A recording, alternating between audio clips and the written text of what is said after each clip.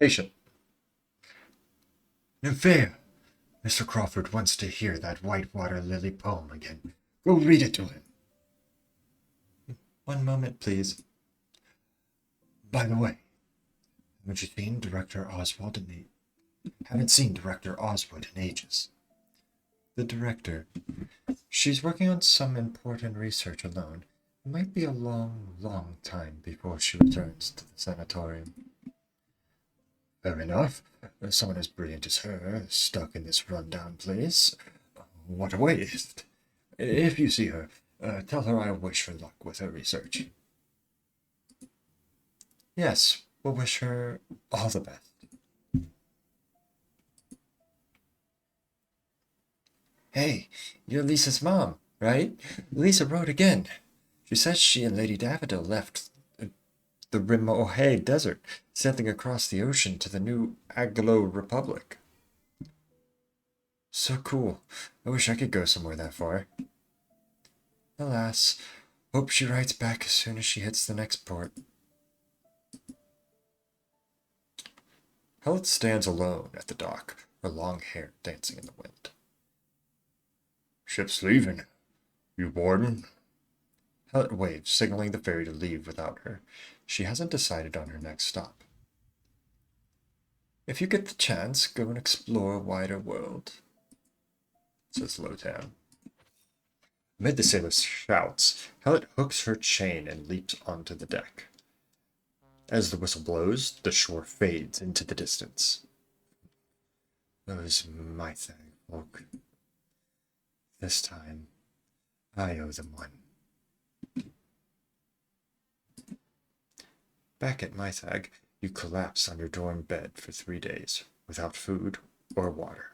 The keeper's coma became big news, splashed across the front page of the school's paper by Hannah. Students from other departments peeked at your door. Your awakening spread just as fast. No surprise. Ramona later told you this. At the time, you only felt drained, as if all strength has been sapped. When you open your eyes, the first face you see makes you think you're hallucinating. Congrats on recovering from the dimensional backlash, Keeper. I've got good news, says Doll. This mission was way tougher than we estimated, but you pulled it off. I'll look great on your final report. Amazing, huh? Doll doesn't praise often, says Dexter. Doll, weren't you? But, Herbert. I'm rethinking that praise. No, please don't. I'm called the brain in a vat. The brain back at Mythag is the real one. The artificial body that got blown up, I can make as many as I need. Can't waste them, though, or the Awakening Studies Department budget will tank. Then you'd have to drag Ramona to perform sword dances for Lord Dexter's sponsorship. I'd be thrilled to watch. Oh, by the way, those dimensional monocules you used? One-use items. Brought from the black-hearted daffodil. One's worth about 5 of my artificial bodies. So, if you've used a few extra, I suggest indenturing yourself to Lord Dexter to pay it off. It would be my honor. The stream of visitors is relentless, more exhausting than field missions. When they finally disperse, you close your eyes for a breather, ready to rest, when a familiar figure quietly appears by your bed. Shall we visit Lily? Bro, we can't catch a break. A small figure sits on the bed, leaning against a white pillow, gazing out the window. Lily? Solomon's here. Solomon. How are you feeling about my earlier offer? Linking with Solomon. Becoming our partner. Lily turns away, avoiding your gaze. If I don't want to, will you lock me up? As a monster? Sorry, I didn't mean to push you. Just let me handle this, woman. Lily? Yes? What happened to you? Maybe everyone shares some blame. But, from another angle, neither you nor your mother were wrong.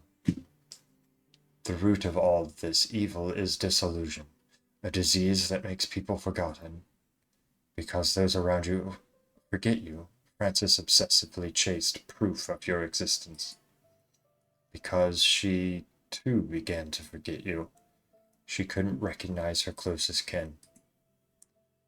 If we don't unravel the secrets behind disillusion, tragedies like this will keep happening.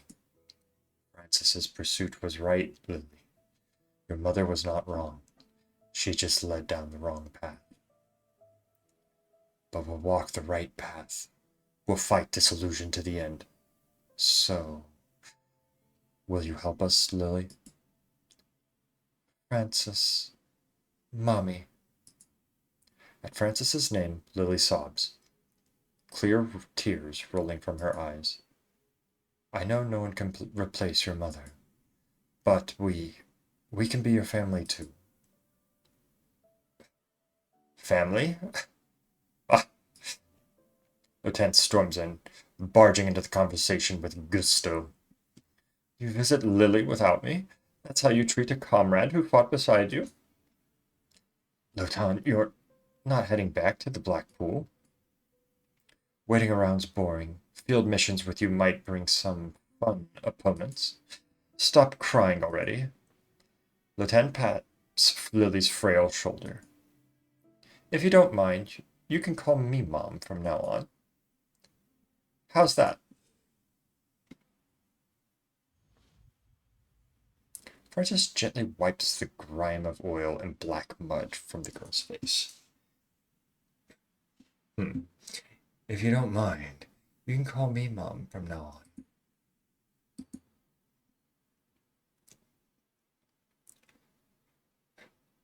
Feels like a weight's been lifted off my chest.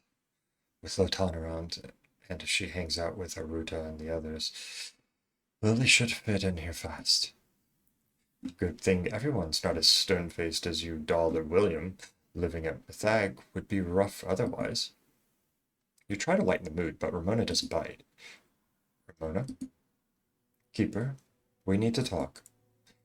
She used your title, not your name. You straighten up instinctively. During this investigation, your face looked off a lot. The worst was when you read Francis's diary. Your reaction wasn't what I expected. The first half was long-winded, but you flipped through it so fast, like you already knew it all. I have a theory about this. You saw her dream, didn't you? You hesitate, then spill everything you saw in the dreams. Synesthesia, manifesting so strongly in you. You knew the whole story. That's why you were so resolute at the end. I've been thinking these past few days. To us, Awakeners are comrades, sometimes even friends we trust with our lives. But to Frances, Lily was a life born from disillusion. To her, it was no different from the monster that took her loved ones. Just laying out the truth. Were my words back then too harsh? Did I completely disregard her and Lily's feelings? Harsh or not, Frances's cruel experiments on Lily. That's undeniable. Even if it wasn't us.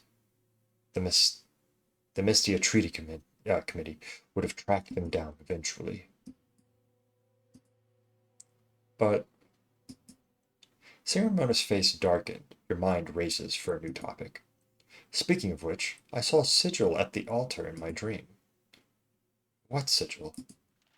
Hold on, I'll sketch it. You pull out her notebook, scribbling a routine outline. Geez, thankfully we have some pretty good memory. Wait, I've seen that sigil before.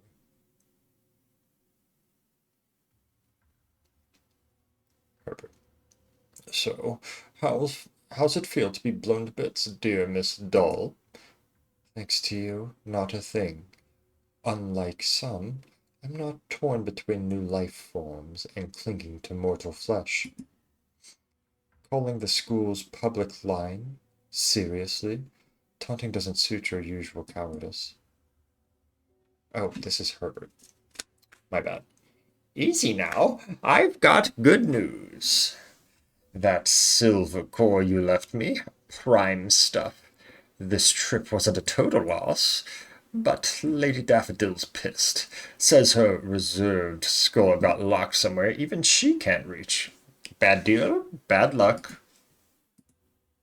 For old time's sake, a word of advice. Stop chasing me. Those who try to get one over on me end up with nothing. Nothing? I do not think so. Ever wondered why I left you that silver core when I blew myself up? Doll's voice is ice cold, but to Herbert it carries a mocking lilt. On the sketchbook by Doll's side, a clear pattern is etched. Mama, I feel no pain. We just archived a motherfucking memory. GG's. That's chapter 4. Thank you for watching.